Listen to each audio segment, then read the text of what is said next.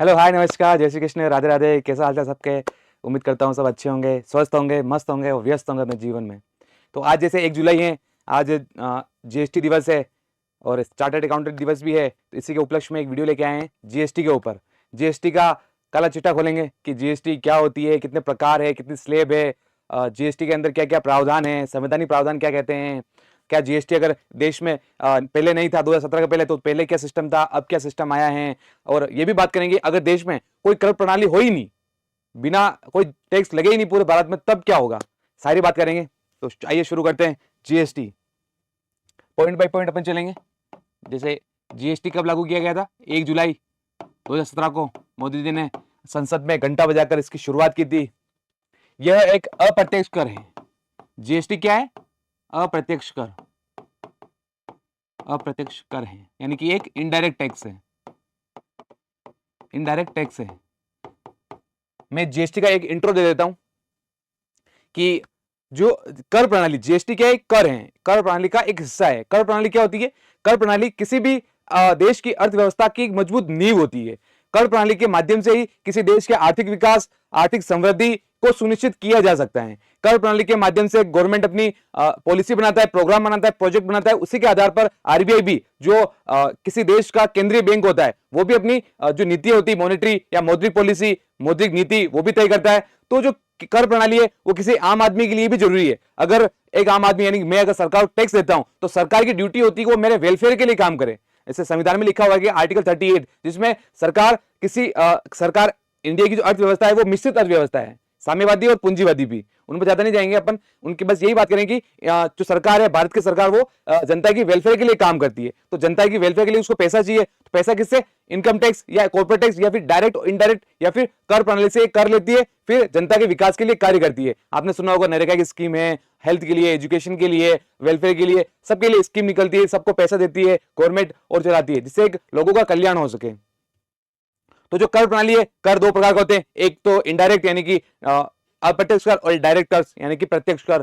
प्रत्यक्ष कर कौन से? तो जो सीधे लिए जाते हैं, जैसे इनकम टैक्स, कॉर्पोरेशन टैक्स या कैपिटल गेन टैक्स या प्रॉपर्टी टैक्स, ये सारे प्रत्यक्ष कर होते हैं, डायरेक्ट टैक्स होते हैं। अप्रत्यक्ष कौन कौन से होते हैं? जैसे एक्साइज ड्यूटी हो गया, वेट हो गया, या फिर जीएसटी खुद हो गया, ये अप्रत्यक्ष कर है, जो इनडायरेक्ट लेते हैं, सीधा नहीं लेते हैं, ये इनडायरेक्ट लेते हैं। तो जीएसटी को कैसे लागू किया था? संविधान में 101वां संविधान संशोधन अधिनियम पास किया गया था 2016 में, जिसके द्वारा जीएसटी को पूरे देश में लागू किया गया था। पूरे देश में लागू किया गया था। प्रश्न आता है कि कौन से संविधान से संशोधन से लागू किया गया? 101वें संविधान संशोधन अधिनियम के द्वारा 2016 में इसे पास किया गया और 2017 में 1 जुलाई 2017 से इसको पूरे देश में लागू कर दिया गया। आगे देखते हैं। यह जीएसटी, यह अप्रत्यक्ष कर, गुड्स एंड सर्विस टैक्स है, वस्तु एवं सेवा कर। यह जीएसटी एक राष्ट्र एक कर प्रणाली पर कार्य करता है। प्रणाली या सिद्धांत पर कार्य करता है।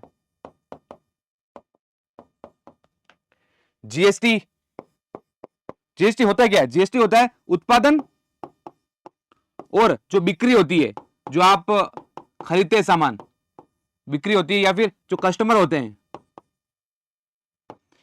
किसी वस्तु की उत्पादन यानी फैक्ट्री से जो उत्पादन हो रहा है और वो बिक्री तक यानी उसको सेल करते हैं, उसके बीच की जो भी प्रक्रिया होती है, जो भी उसमें मूल्य संवर्धित करते हैं, उत्पादन से बिक्री तक वस्तु का जो मूल्य संवर्धन होगा, जो वैल्यू एडिशन होगा, उसी पर लगने वाला टैक्स होता है जीएसटी। तो जीएसटी क्या हुआ? क्लियर हुआ कि उत्पादन से बिक्री के मध्य में जो भी वैल्यू एडिशन या मूल्य संवर्धन होता है, उस पर लगने वाला टैक्स जीएसटी है। जैसे आलू है, आलू एक रॉ मटेरियल है, वो फैक्ट्री में जाएगा, वो कटेगा, फिर प्रोसेस होगा, फिर चिप्स बनेगी, उस पर मसाला वसाला डाले जाएंगे। तो जैसे कटेगा, फिर उस पर मसाला डाले जाएंगे, या जो भी प्रोसेस होगा आलू से चिप्स बनाने के बीच में, जिसमें उसका मूल्य संवर्धन होगा, जैसे आलू को कटेगा, फिर वो मूल्य संवर्धन हुआ, कटा, फिर उस पर चिप्स बनाए गए, वो एक मूल्य संवर्धन हुआ। तो ये जितने भी मूल्य संवर्धन होंगे, वैल्यू एडिशन होगा, उससे उसका अमाउंट भी बढ़ेगा और उस पर टैक्स लगने वाला भी बढ़ेगा। तो इससे जीएसटी ने वैल्यू एडेड टैक्स को सिंप्लीफाई किया है। आगे चलते हैं। जीएसटी के प्रकार कौन कौन? 3 प्रकार के होते हैं। कितने प्रकार के होते हैं? 3 प्रकार के। कौन कौन से? एक होता है CGST सेंट्रल GST, एक होता है SGST स्टेट GST, एक होता है IGST इंटरमीडिएट GST।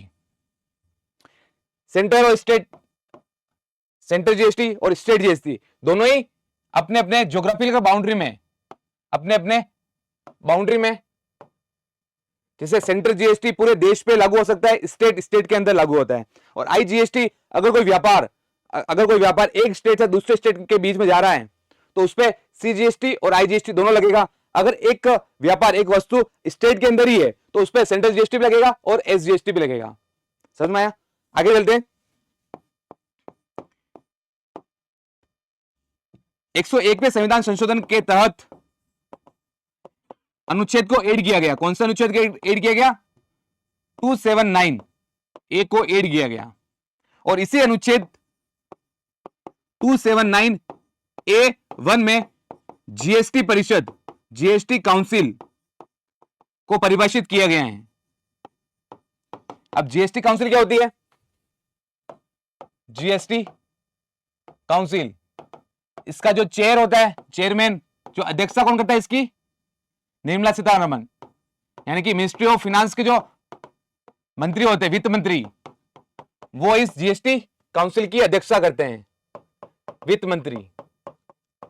इसके वित्त मंत्री के अलावा यहां पर चेयरमैन के अलावा स्टेट के जो फाइनेंस मंत्री होते हैं वो भी इसमें पार्टिसिपेट करते हैं।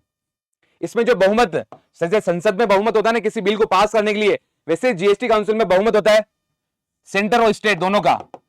1/4 इसका होता है, 3/4 इसका होता है। यानी इससे आपको स्पष्ट हो रहा है कि कोई भी अगर बिल GST परिषद में आया, उसको पास करवाना है तो स्टेट की मंजूरी अति आवश्यक है। यानी स्टेट की भागीदारी GST में ज्यादा रखी गई है, क्योंकि जो स्टेट के टैक्स को ही मर्ज करके GST को लाया गया। GST का उद्देश्य क्या था कि सारे जो इनडायरेक्ट टैक्स थे, अप्रत्यक्ष टैक्स थे, उसको एक ही थैले में रखकर GST लगवाना, ताकि जो कैस्केडिंग इफेक्ट है, ताकि जो टैक्स ऑन टैक्स की प्रक्रिया है वो टैक्स कम लगे। यानी एक व्यक्ति ही उस पर टैक्स पे करे, जो एक व्यक्ति, दूसरा व्यक्ति, तीसरा व्यक्ति जो वेट में, अभी अपन देखेंगे कैसे वेट पुरानी प्रणाली और नई प्रणाली में क्या अंतर है, उसमें देखेंगे आपको स्पष्ट हो जाएगा। तो इससे समझ में आता है कि जो स्टेट का जो पार्टिसिपेशन है GST काउंसिल में वो ज्यादा है, जिसकी मदद से GST कोई भी बिल, कोई भी प्रस्ताव स्टेट की अनुमति के बिना पास नहीं करवा सकता है। GST काउंसिल का एम क्या है? एम यानी ऑब्जेक्टिव क्या है? मॉडल GST लॉ प्रिपेयर करना, मॉडल GST लॉ प्रिपेयर करना, यानी कि कोई भी त्रुटि, कोई भी हानि, कोई भी ऐसा कोई मिसलीडिंग इंफॉर्मेशन GST संबंधित हो, उसको सबको सोल्व करना है। यानी कि एक ऐसा नियम बनाना जो मॉडल हो, जो स्टेट और सेंटर दोनों की फायदे की बात करता है। ऑब्जेक्टिव और क्या है? जो टैक्स स्लैब है उसको निर्धारित करता है। टैक्स स्लैब आगे देखेंगे कौन कौन से टैक्स स्लैब है। टैक्स स्लैब को फिक्स करता है। और इसका ऑब्जेक्टिव क्या है? यह कर प्रणाली के माध्यम से, यानी कि इनडायरेक्ट टैक्स है, यानी कि GST से देश की अर्थव्यवस्था में जो योगदान है उसमें समृद्धि और आर्थिक विकास को सुनिश्चित करता है। यानी कि इकोनॉमिक ग्रोथ एंड डेवलपमेंट को मद्देनजर रखते हुए टैक्स की रेट फिक्स करता है। टैक्स की रेट फिक्स करता है। तो ये अपने देखा GST परिषद, इसमें क्या क्या ये कंपोजिशन संगठन है कि इसमें कौन कौन आते हैं और इसका ऑब्जेक्टिव। आगे चलते अपन बात करते हैं स्लैब की, टैक्स स्लैब। अभी जो बजट आया था फरवरी में, आधा बजट था, अंतरिम बजट था, क्योंकि नई सरकार बनेगी। अभी 10 से 15 तारीख या 16 तारीख के आसपास नए बजट आएंगे, उसकी हम चर्चा करेंगे। तो जो टैक्स स्लैब है वो 5 स्लैब है, 0%, 5%, 12%, 18% और 28%। ये GST की स्लैब बनाई गई है। तो GST ये अलग अलग वस्तुओं पे अलग अलग GST लगता है। जैसे 0% किस पे है? शिक्षा पे। आप कोचिंग पढ़ते हैं, पढ़ाई करते हैं, स्कूल जाते हैं, तो क्या उस पर टैक्स लगता है? नहीं लगता है। स्वास्थ्य के लिए आप सर्विस देते हैं, कोई गुड्स कुछ खरीदते हैं, उसके लिए क्या GST लगता है? नहीं लगता है। परिवहन इत्यादि। तो 0% टैक्स किस पे? शिक्षा पे है, स्वास्थ्य पे है और परिवहन पे है। ऐसे ही 5% टैक्स किस पे है? कॉफी, चीनी या अन्य उत्पादित प्रोडक्ट, इन पे 5% GST सरकार ने फिक्स किया गया। 12% किस पे लगता है? प्रोसेस फूड पे, यानी कि जो चिप्स होती है, जो टोमेटो जूस होते हैं, टोमेटो केचप होते हैं ना, उन पे कितना जीएसटी लगता है? 12%। 18% किस पे लगता है? कपड़े, जूते आदि, इन पे 18% टैक्स लगता है। भाई 28% किस पे लगता है? जो लग्जरी आइटम होते हैं, जैसे आप कार खरीदने गए, वो लग्जरी है, यानी कि उसका अमाउंट ज्यादा है, तो उस पर 28% जीएसटी लगेगा। तो अभी करंट में जो 2023-24 है, 24-25 है, इसमें जो टैक्स स्लैब है वो ये है 0, 5, 12, 18 और 28। आगे चलते हैं, अब देखते हैं कि पहले का जीएसटी सिस्टम कैसा था, आगे कैसा है। तो आपको क्लियरिफाई हो जाएगा कि जीएसटी को लाया क्यों गया, इसका मकसद जो था वो कहीं ना कहीं पूर्ण हुआ, कंप्लीट हुआ कि नहीं हुआ। दो पार्ट में बांटते हैं इसको।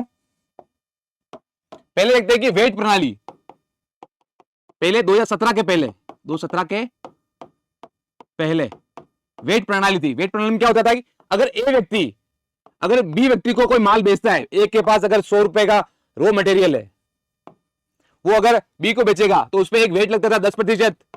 तो 100 का 10%, 100 का 10% लग के उसके पास कितने में माल आ रहा है? 100 प्लस 10 यानी 110 में उसके पास माल आ रहा है। तो बी को कितने में पड़ा माल, रॉ मटेरियल? 110 में।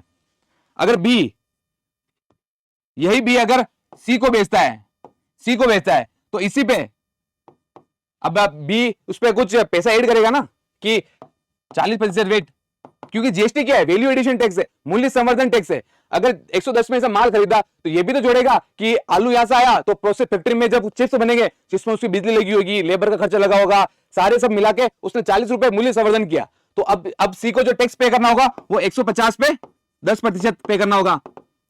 ये कितना आ जाएगा? 150 का 10%, 15, 15 प्लस 150 कितने हो गए? 175। सबसे पहले ए ने कोई वस्तु बेची, कोई रॉ मटेरियल बेचा बी को, जिसपे बी ने टैक्स पे किया 10%, जिसका मूल्य जिसका मूल्य बी ने कितना पे किया? 110 रुपया। उस पर 40% वेट ऐड किया, यानी कि इसने वेट ऐड किया, यानी कि 40 यानी 150 हो गया। 150 पे 10% इसने भी लगाया 15 रुपए, 15 में 150 जोड़ा 175। ये वापस अगर सी को बेचेगा, ये अगर सी अगर डी को बेचेगा वापस, तो ये भी कुछ ना कुछ वैल्यू ऐड करेगा, ये भी कुछ ना कुछ वैल्यू ऐड करेगा ना, क्योंकि जब ये उस पैकेज जो चिप्स आएगी इसके बाद वो थैली में बांधेगा, स्टोरेज का कॉस्ट, फिर ट्रांसपोर्टेशन का कॉस्ट सब मिला के उसने 50 रुपए ऐड किया। फिर 50 रुपए कितना होगा? 5, 2, 225 पे 10% टैक्स पे करेगा,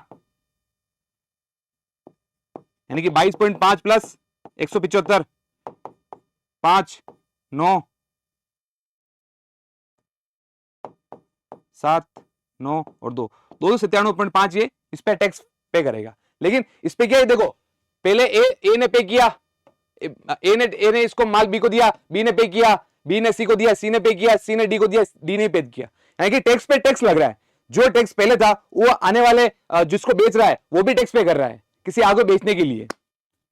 अब जो जीएसटी आया 2017 के बाद, उसमें क्या बदलाव हुए? अगर ए व्यक्ति किसी व्यक्ति को बी रॉ मटेरियल बेचता है 100 रुपए का, 10 रुपए का जीएसटी लगा, उसके बाद कितने में पहुंची? 110 में। तो उसने कितना टैक्स पे किया बी ने? 10%। ये उसका रॉ मटेरियल का कॉस्ट है, आरडब्ल्यू रॉ मटेरियल कॉस्ट है। इसमें फिर ये थोड़ा वेट ऐड करेगा। मान लो इसने 40 रुपए का वेट ऐड किया, वेट मतलब कि उसने कुछ मूल्य संवर्धन किया होगा, मूल्य संवर्धन पर जीएसटी लग रहा ना, तो मूल्य संवर्धन ऐड किया, तो इसके बाद कितने हो गया? 150 प्लस जो टैक्स लग रहा है 150 पे 10%, यानी कि 15 टैक्स कौन पे करेगा? बी पे करेगा टैक्स 15 रुपए। तो 15 150 प्लस 15 कितने हो गए? 165। यहां पर अपने गलती कर दी थी, 175 नहीं 165 है यहां पर, 165 फिर 50 ऐड करेंगे, कितना आएगा? 5, 1, 2, 215 पे 10% टैक्स लगा, कितना? 21.5 प्लस 215 कितने हुए? 0.5, 6, 3, 2, 236.5। यहां पर क्या किया, जो जीएसटी के अंदर जो ए ने बी को माल बेचा, रॉ मटेरियल बेचा और उस पर टैक्स दिया बी ने 10%, फिर 110 हुआ टोटल कि बी ने कितना पे किया 110। अब उसमें कुछ वेट ऐड करके फिर सी को बेचेगा। अगर ये किसी सी को बेचेगा तो ये भी उस चिप्स को बनाएगा, मसाला डालेगा, तो वो वेट ऐड करेगा, मूल्यवर्धन ऐड करेगा। 40 रुपए मूल्यवर्धन किए तो कितना हुआ 100 + 40।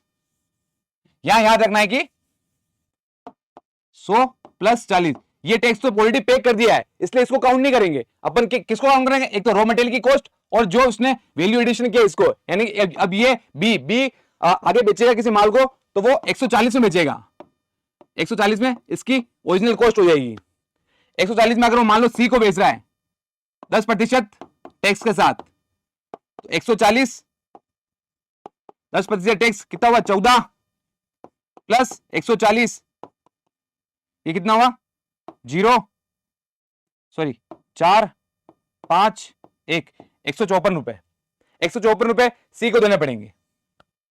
आगे चलते हैं, अगर सी डी को बेचता है, सी अगर डी को बेचता है तो कितने में पड़ेगा, रॉ मटेरियल की कॉस्ट प्लस टैक्स इसने कितना पे किया 14 रुपए, प्लस ये भी है कि मूल्य संवर्धन वेट ऐड करेगा।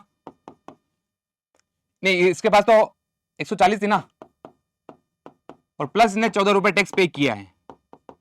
अब समझना, ये तो इसके पास मूल्य था 140 में इसने खरीदा था ए से, अब ये बेचेगा तो 140 के ऊपर टैक्स लगा के बेचेगा। तो अगर सी डी को बेच रहा है तो 140 और मूल्य संवर्धन किया इसने 50, तो 190 रुपए। 190 रुपए पे 10 रुपए टैक्स लगा, 19 रुपए टैक्स।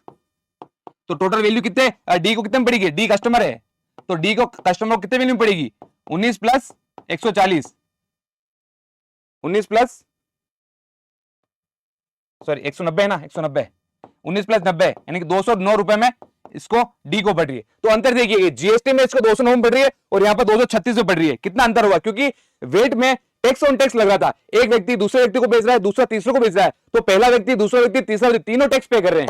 लेकिन जीएसटी में ऐसा नहीं है। जीएसटी में ए ने कितना पे किया 10, बी ने कितना पे किया 10 में से 14 किया ना, ये देखो ये 14 यहां पे किया था, तो 14 पे किया, तो इसने कितना किया 10 में से 14 गए तो 4 बी ने किया, और सी कितना करेगा 14 इसने कितने किया 19 रुपए किया, तो 19 - 14 ये 5 रुपए करेगा। तो जो ए ने गवर्नमेंट को 10 रुपए, बी ने 4 रुपए और सी ने 5 रुपए। अब ये क्या करते हैं, आईटीसी क्लेम करते हैं, यानी कि जो 10 रुपए इन्होंने पहले पे कर दिया था वो आईटीसी क्लेम करते हैं ए से, एक इनवॉइस बिल भेजते हैं या फिर इसमें आईटीसी क्लेम करते हैं कि 10 रुपए तो ए ने पहले कर दिया था, तो उसमें जो आईटीसी दीजिए। तो जो मैंने माइनस किया ना 14 - 10 ये मतलब कि आउटपुट आईटीसी और इनपुट टैक्स क्रेडिट और आउटपुट टैक्स क्रेडिट, यानी आउटपुट टैक्स क्रेडिट 14 था, तो इनपुट जो पहले इसने पे कर दिया था ए ने 10 वो माइनस हो जाएगा, यानी कि ओरिजिनली जो बी ने कितना पे करेंगे 4 पे करेगा, 4 रुपए पे करेगा गवर्नमेंट को। तो कहीं ना कहीं जीएसटी सिस्टम में इसने टैक्स के जो स्लेब है उसको डिस्ट्रीब्यूट कर दिया है, यानी कि ए भी पे कर रहा है, बी भी कर रहा है और सी भी कर रहा है। तो इस प्रकार जीएसटी ने टैक्स सिस्टम को, इनडायरेक्ट टैक्स सिस्टम को सिंप्लीफाई कर दिया है। आगे चलते हैं। अब जीएसटी इंप्लीमेंट तो हुआ, इसके क्या प्लस और क्या माइनस है।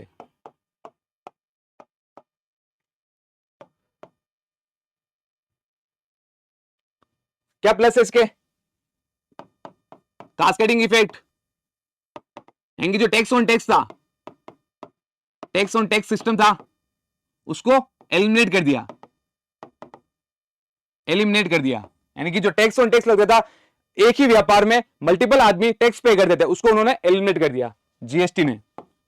जीएसटी में जो इनडायरेक्ट टैक्स का जो कलेक्शन था, जो जीएसटी का कलेक्शन था स्पेशली, वो 2016 में 7.19 लाख करोड़ था और 2024 में 20.18 लाख करोड़ हो गया है। तो इनकम जीएसटी लाने से जो जीएसटी का जो कलेक्शन है वो कहीं ना कहीं बढ़ा, जो इनडायरेक्ट टैक्स का कलेक्शन है वो कहीं ना कहीं बढ़ा है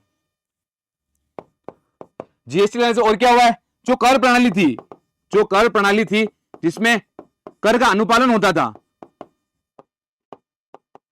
वो कहीं ना कहीं आसान हुआ, क्योंकि जब भी कोई कंप्लेन आती थी टैक्स से रिलेटेड, वो जीएसटी ने इजी कर दी थी, क्योंकि उसमें सब सिंप्लीफाई कर दिया कि किसने कितना और कहां कितना टैक्स पे किया है। और क्या इसने पारदर्शिता को बढ़ाया है, पारदर्शिता को बढ़ाया है। क्यों? क्योंकि सारे सिस्टम, सारे इनवॉइसेस एकदम क्लियर, जब आईटीसी क्लेम करते हैं तो सारे डॉक्यूमेंट, सारे आईटीसी, सारे बिल, इनवॉइसेस देने पड़ते हैं, तो उससे जो ट्रांसपेरेंसी सिस्टम में, टैक्स एडमिनिस्ट्रेशन में, वो सारी क्लियर होगी। इससे निष्पक्ष जांच और ट्रांसपेरेंसी को बढ़ावा मिला है। नेगेटिव क्या है? नेगेटिव बहुत सारे हैं। जो 2017 में जब जीएसटी इंप्लीमेंट हुआ था, तब जो सारे जो मैक्सिमम टैक्स है ना, वो स्टेट के थे, जो इनडायरेक्ट टैक्स या फिर जीएसटी में मर्ज कर दिए गए थे। तो स्टेट को समस्या हुई कि हमारे इतने टैक्स चले जाएंगे तो हमारा रेवेन्यू लॉस हो जाएगा। तो 2017 में एक प्रणाली बनाई गई जीएसटी परिषद के द्वारा कि आने वाले टाइम में आपको कंपेंसेशन, मुआवजा दिया जाएगा। आपको जितना भी जीएसटी अभी हो रहा है, मान लो कि 2017 में उनको 10 लाख करोड़ हो रहा था, तो उसका 14% एड करके, यानी कि उनको 14% एड करके जो उनको मुआवजा दिया जाएगा स्टेट को, और वो 14% कहां से लाएगी सरकार? सेस या सरचार्ज लगा के, सेस या उपकर या सरचार्ज लगाकर सेंट्रल गवर्नमेंट वो टैक्स को कलेक्ट करेगी और वो मुआवजा बनने के लिए स्टेट को दे देगी। 5 साल तक देने का ये फैसला किया था। 17 से 22 5 साल हो गए, उन्होंने टैक्स का मुआवजा दिया, लेकिन अब मुआवजा देना बंद कर दिया। तो अब देखना होगा कि आने वाली जीएसटी काउंसिल में स्टेट और सेंटर के बीच में क्या बातें होती है, क्या कोऑपरेशन होता है, क्या आगे उसका मुद्दा निकलता है।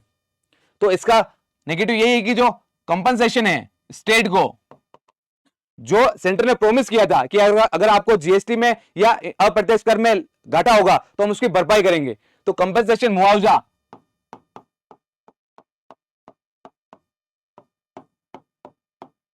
दो 2022 के बाद नहीं दिया, मुआवजा देने में लेट हो गए।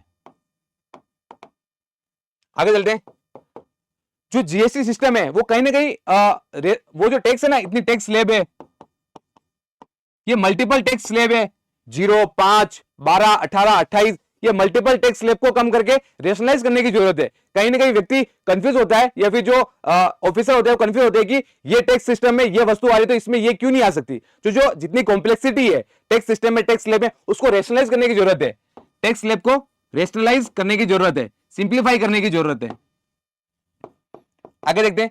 हालांकि जीएसटी लाने से जीएसटी कलेक्शन या अप्रत्यक्ष कर का लाभ ज्यादा बढ़ा है, रेवेन्यू गवर्नमेंट के पास ज्यादा है, लेकिन हमें यह भी नहीं भूलना चाहिए कि जीएसटी लाने के बाद जो टेक्नोलॉजिकल डेवलपमेंट होना चाहिए था जीएसटी में, वो नहीं हुआ है। तो अगला क्या है? Technology development. अगर जीएसटी में कोई ऑनलाइन कोई फाइल डाल रहा है, आईटीआर फाइल कर रहा है या आईटीसी क्लेम कर रहा है, तो उसको रिफंड मिलने में बहुत देरी लगती है। जो टाइम पीरियड सरकार के द्वारा दिया गया है 7-8 दिन का, उससे कहीं ना कहीं ज्यादा हो जाता है, जिससे लेकिन फिर भी रिफंड नहीं आता है, तो ये प्रॉब्लम आती है। तो टेक्निकल डेवलपमेंट बहुत कम हुआ है अभी तक जीएसटी सिस्टम के लिए। आगे चलते हैं।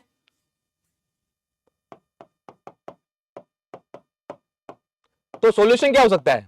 सॉल्यूशन ये हो सकता है कि टेक्नोलॉजी एनेबल्ड टैक्स सिस्टम बनाए, यानी टेक्नोलॉजिकल ड्रिवन एक ऐसी कर प्रणाली बनाए जिसमें सब ट्रांसपेरेंट हो, सब कुछ अच्छा एक दूसरे के प्रति वो ट्रांसपेरेंट या पारदर्शी हो। आगे क्या हो सकता है? जीएसटी में जो भी रेशनलाइजेशन, जो भी कर सुधार हो रहे हैं, कर सुधार में जो भी टैक्स की चोरी होती है, कर चोरी होती है, कर चोरी को रोका जाए और कर चोरी रोका जाए, और जो रिफंड है, जो रिफंड की समस्या है, उससे सोल्व किया जाए। गवर्नमेंट ने टैक्स रिफॉर्म के लिए, टैक्स रिफॉर्म या टैक्स जीएसटी सॉल्यूशन के लिए बहुत सारे इनिशिएटिव किए, जैसे गार है, आईटीसी ऑनलाइन है, टैक्स मित्रा है, एक पोर्टल है टैक्स मित्रा पोर्टल, एक टैक्स अपीलिएट ट्रिब्यूनल बनाया गया है। हालांकि 2019 से इसकी बात चल रही है, अभी तक बना नहीं है। अभी हाल ही में जो जीएसटी काउंसिल की मीटिंग हुई थी, इस पे कहा गया है कि जो जीएसटी टैक्स अपीलेट ट्रिब्यूनल है उसको बनाया जाएगा, जिसमें सारे विवाद उसी में सुने जाएंगे। अभी जो विवाद होते हैं वो कहीं ना कहीं जीएसटी काउंसिल में सुने जाते हैं। अगर कोई अलग से बॉडी होगी तो जो जीएसटी के लिए जो टैक्स की रेट या फिर अलग अलग जो मुद्दे हैं वो सही से सुने जाएंगे, और जो सारे मुद्दे उनको क्लियरिफाई किया जाएगा। जो एक और क्या है कि जीएसटी टैक्स अपीलेट ट्रिब्यूनल बना जाएगा। फिर कहीं ना कहीं जो रेट है, जीएसटी रेट है, उसको रेशनलाइज करने की जरूरत है। ये सारे समाधान हो सकते हैं। अब जैसे बात करते हैं, आगे बात करते हैं कि अगर GST system, income tax system या टैक्स सिस्टम, टैक्सेशन सिस्टम, अगर कर प्रणाली इस देश में हो ही नहीं तो क्या होगा? मान लो इस देश में कर प्रणाली है ही नहीं, 0% टैक्स है। कितना परसेंट टैक्स है? 0%। तब क्या होगा? 0% टैक्स है यानी पब्लिक को टैक्स पे नहीं कर रही है, गवर्नमेंट को नहीं कर रही, तो गवर्नमेंट के पास पैसा कम जा रहा है। नेगेटिव की बात करें तो अगर 0% है तो उसका नेगेटिव क्या होगा? गवर्नमेंट का पैसा कम जाएगा, तो वो आर्थिक समृद्धि और विकास में कम खर्च करेगी, जिससे लोगों को कल्याण, जो संविधान की मूल भावना है, लोगों को कल्याण नहीं हो पाएगा। पहला ये। फिर दूसरा, लोकतंत्र जो सरकार बना के भेजी है, जो अपने यहाँ पर जो लोकतंत्र प्रणाली चलती है ना, संसदीय प्रणाली, जिसमें लोगों द्वारा चुनी हुई सरकार जाती है, तो जो लोगों ने कहा गया है कि इनके क्षेत्र में विकास और डेवलपमेंट या वहां पर आर्थिक रोजगार या प्रोडक्शन या बहुत सारी प्रॉमिस किए थे मैनिफेस्टो में, वो कहीं ना कहीं पूरा नहीं हो पाएंगे, तो इलेक्शन के मुद्दा भी दब जाएगा। पॉजिटिव की बात करें, पॉजिटिव क्या होगा? अगर मैं टैक्स पे नहीं करूंगा तो मेरे पास ज्यादा पैसा होगा, तो मैं मार्केट में जाऊंगा, कुछ खरीदूंगा, उससे डिमांड या मांग पैदा होगी, उससे मांग पैदा होने से वहां पर सप्लाई कम है लेकिन मांग ज्यादा हो रही है, तो उससे क्या होता है? इन्फ्लेशन, महंगाई बढ़ती है। तो महंगाई बढ़ेगी, महंगाई बढ़ने से लोग आपस में कॉम्पिटिशन होगा और वहां से एक्सपोर्ट होना, जो इंडिया का एक्सपोर्ट है वो महंगाई की वजह से कहीं ना कहीं सफर करेगा और इंपोर्ट कहीं ना कहीं ज्यादा होगा। दूसरी बात करें कि अगर जीरो टैक्स प्रणाली होगी तो उसका पॉजिटिव क्या होगा? अगर सरकार के पास पैसा नहीं जा रहा है, अगर गवर्नमेंट के पास पैसा नहीं जा रहा है, यानी कि आम जनता के पास से पैसा जा रहा है, तो वो क्या करेगी? बैंक में जमा कराएगी, वहां से बैंक के पास ज्यादा पैसा होगा तो बैंक लेंडिंग या उधार ज्यादा देगी, उधार ज्यादा देगी तो उससे प्रोडक्शन होगा, प्रोडक्शन होगा तो उससे जॉब जनरेट होंगे, जॉब जनरेट होगी तो उसके, मैं एक साइकिल बना देता हूं आपको और इजी रहेगा समझने के लिए, कि अगर लोगों के पास पैसा है तो वो कहां जमा कराएंगे? बैंक के पास। बैंक के पास जमा कराएंगे तो बैंक वहां से जो फैक्ट्री वाले होंगे, फैक्ट्री लोन लेंगे, फैक्ट्री लोन लेगा तो उससे प्रोडक्शन होगा, प्रोडक्शन होगा तो उससे जॉब जनरेट होगी, जॉब जनरेट होगी उससे इनकम मिलेगी, इनकम से डिमांड पैदा करेंगे, डिमांड पैदा करेंगे तो जिनके पास पैसा है वो पैसा वापस बैंक में जमा कराएंगे, तो ये सर्कल चलता ही रहेगा। तो उम्मीद करता हूं आपको क्लास अच्छी लगी होगी जीएसटी की। आगे और कौन सा टॉपिक आप देखना चाहते हैं प्लीज कमेंट सेक्शन में बताइएगा। आज के लिए बस इतना ही। Thank you. जय हिंद।